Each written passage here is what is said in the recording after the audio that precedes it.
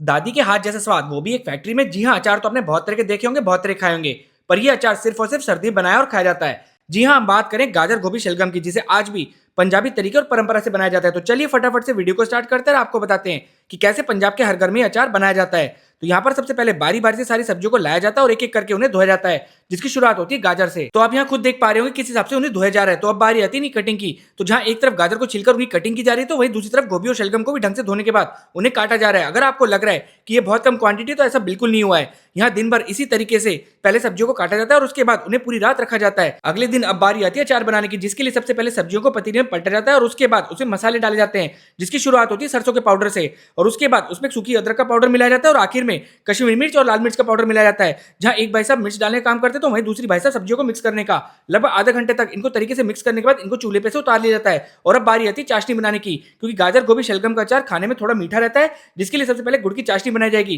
तो यहाँ पर सबसे पहले पतीले में गुड़ को खाली किया जा रहा है और उसके बाद पतीले में पानी डालकर उसकी चाशनी बनाई जाएगी। लगभग 30 मिनट तक गुड़ को तरीके से उबालने के बाद उसकी चाशनी को सब्जियों में मिला दिया जाता है। और अब बारी आती है तड़का बनाने की, जिसे रात भर अदरक लहसुन के पेस्ट के साथ तैयार किया जाता है। तो यहाँ पर सबसे पहले तड़के में तेज पत्ता मिलाया जा रहा है और उसके बाद उसमें लौंग डाला गया है। और अब इस तड़के को तरीके से खड़े मसाले के साथ पकाया जाएगा और आखिर में जो अचार बनाया गया था उसमें मिला दिया जाएगा। अगर आपको लग रहा है कि अचार बनके तैयार हो गया, तो ऐसा अभी नहीं हुआ है। अभी भी इसे पूरी रात तक रखा जाएगा ताकि सब्जियां चाशनी और तड़के को पूरी तरीके से सोख ले। और अगले दिन इन्हें छोटी छोटी पराती में भर के पैक करने के लिए ले जाया जाएगा, जहां इन्हें अलग अलग साइज के कंटेनरों में पैक किया जाएगा। कि हमारे पास ना बहुत तरीके के अचार हैं, लेकिन कई अचार हैं जो फ़ायदे के लिए। अच्छा जैसे मेरे पास ये आजकल आपको बताया कि ये जो गाजर गोभी शलगम है, जी ये हमारा आपने ऊपर देखा ही है बनते हुए। जी।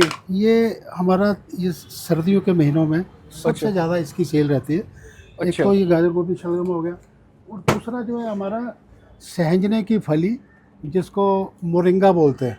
अच्छा ये लोग इसके लिए दीवाने हैं।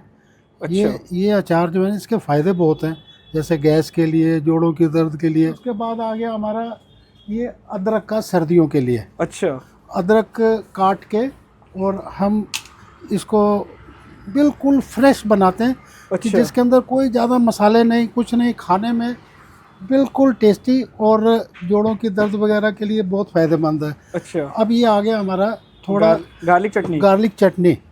गार्लिक चटनी ये हमारा अपना स्टाइल है, लेकिन ठीक है। राजस्थान में भी ये बहुत बनती है, जिसमें कि हम ये बनाते हैं लाल मिर्च अच्छा कच्चे वाली अच्छा और गार्लिक। और ठीक है। ज़्यादा स्पाइसी नहीं होती, लेकिन हाँ हाँ, थोड़ी दूसरे मसालों से थोड़ी स्पाइसी होती तो है। उनका लोकेशन क्या रहती है किसी को मंगवाना हो तो? देखिए हमारा ना ये लाजपत नगर में है, किसी से भी पूछेंगे ADH ठीक है। अमृतसरिया दी हट्टी ठीक है F11 ठीक है। लाजपत नगर 1।